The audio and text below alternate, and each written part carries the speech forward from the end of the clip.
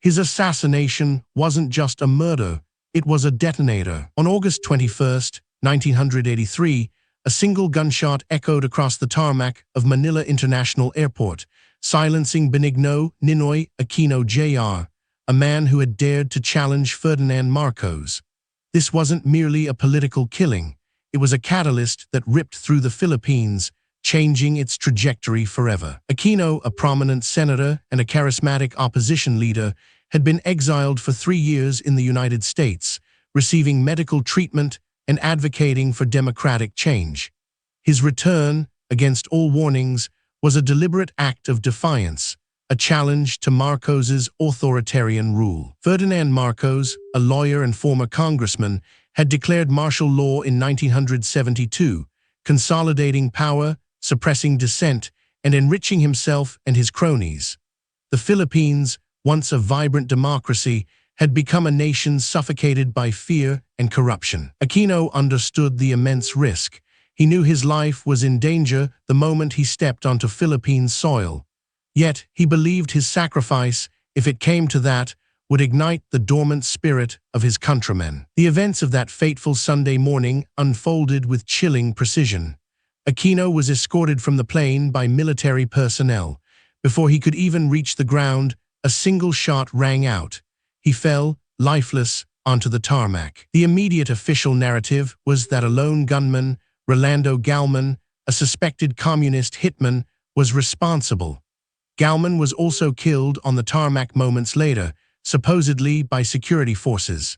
But this explanation failed to convince a nation that had grown deeply cynical. The sheer implausibility of the official story fueled widespread public outrage. How could a lone assassin penetrate such tight security? Why was Aquino being escorted by military men, not his own security detail? Questions mounted, demanding answers. The assassination ignited a powder keg of discontent. Filipinos, long suppressed under martial law, found a new voice in their grief and anger. Aquino's funeral procession drew millions, a silent but powerful condemnation of the regime. The ensuing investigation was fraught with controversy.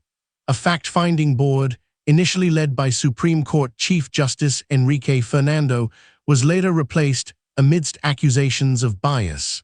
The Agrava Board, as it became known, eventually contradicted the government's narrative. The Agrava Board concluded that Aquino was killed by a military conspiracy, not by Galman.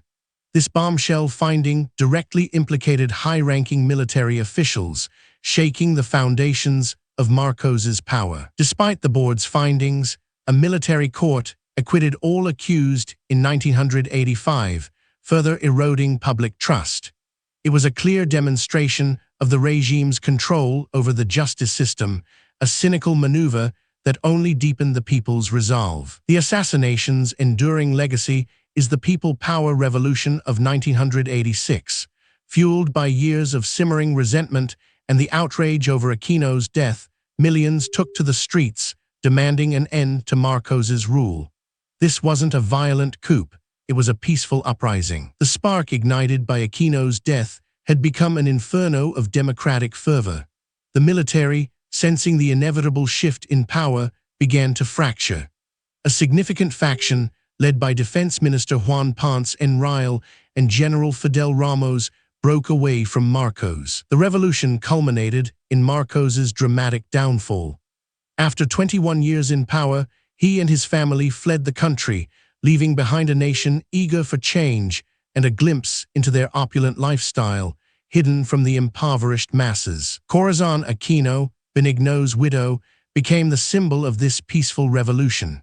From a reluctant political figure, she rose to lead the country, becoming the first female president of the Philippines and a beacon of hope for democracy. The fall of Marcos was a victory for the Filipino people, but the questions surrounding Aquino's murder lingered.